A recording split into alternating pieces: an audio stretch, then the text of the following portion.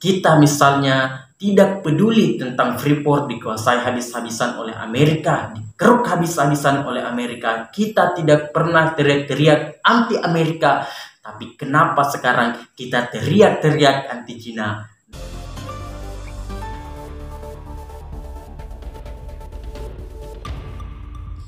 Ingat tidak Pilpres 2014, isu apa yang ramai? Isu tentang PKI, Pak Jokowi dituding PKI, dianggap anak PKI, isu itu ramai bertebaran, kemudian menjadi heboh. Bahkan itu ada obor rakyat dulu, sampai menyebar ke pelosok-pelosok, isinya fitnahan semua. 2019 belum terlalu bergeser, tapi ada satu tambahan lagi soal Jokowi anti-Islam. Nah, isu-isu itu yang dimainkan terus-menerus sebagai bahan baku fitnah kepada Pak Jokowi saat itu. Memang waktu itu Pak Jokowi adalah lawannya Pak Prabowo, dan Pak Prabowo didukung oleh para produsen fitnah yang barangkali memang tujuannya untuk menfitnah, sampai ustadz-ustadznya semua itu ngomong soal PKI, PKI, PKI, dan PKI sampai tidak bosan-bosan. Nah, di 2024 isu apa saja yang bakal ramai? Perkiraan saya ada dua isu seru yang akan terjadi 2024, yaitu pertama adalah IKN. IKN adalah ibu kota nasional kita, ibu kota baru yang ada di Kalimantan Timur sana. Itu akan menjadi isu menarik yang akan digoreng kanan kiri, yang inilah, yang itulah. Ya, kita tidak punya uang, tapi pemerintah membangun IKN. Tapi seandainya kalau kita mempunyai duit, ya uangnya untuk apa? Ya tentu saja untuk pembangunan, yaitu membangun sentra-sentra ekonomi baru, pertumbuhan ekonomi baru. Dan soal ibu kota kan bukan soal isu baru, tapi itu adalah isu lama yang memang dieksekusi di zamannya Pak Jokowi.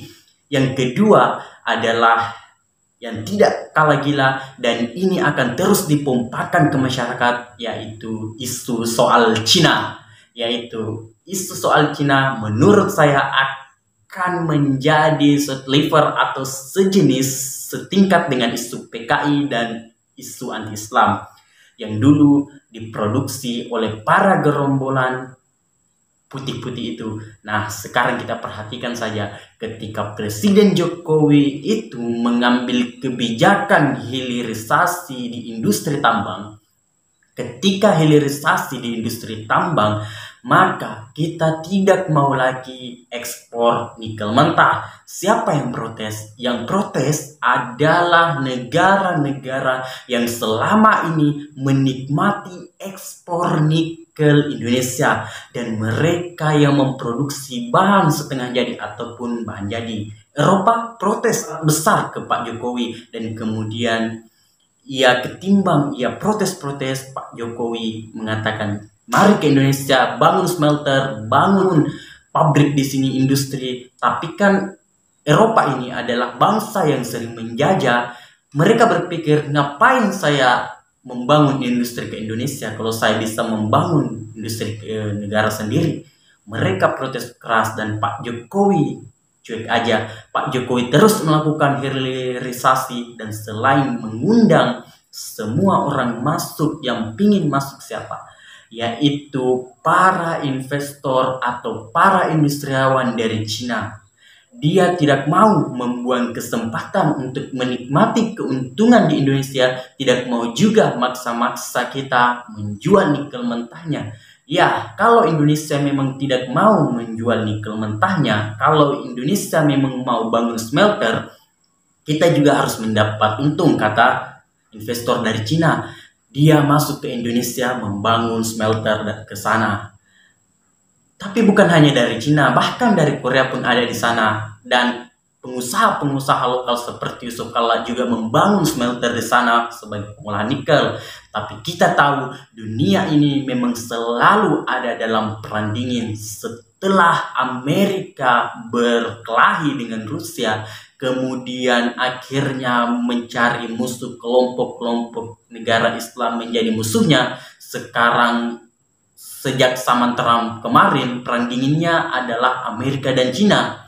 Amerika beranggapan bahwa Cina mengancam secara ekonomi karena ekonomi Cina terus membesar dan kala itu ia harus dibatasi. Karena itu harus ada kebijakan yang disebar ke seluruh dunia agar dunia menganggap Cina sebagai ancaman, agar dunia menganggap Cina sebagai konveksi untuk melakukan penjajahan dan segala macam.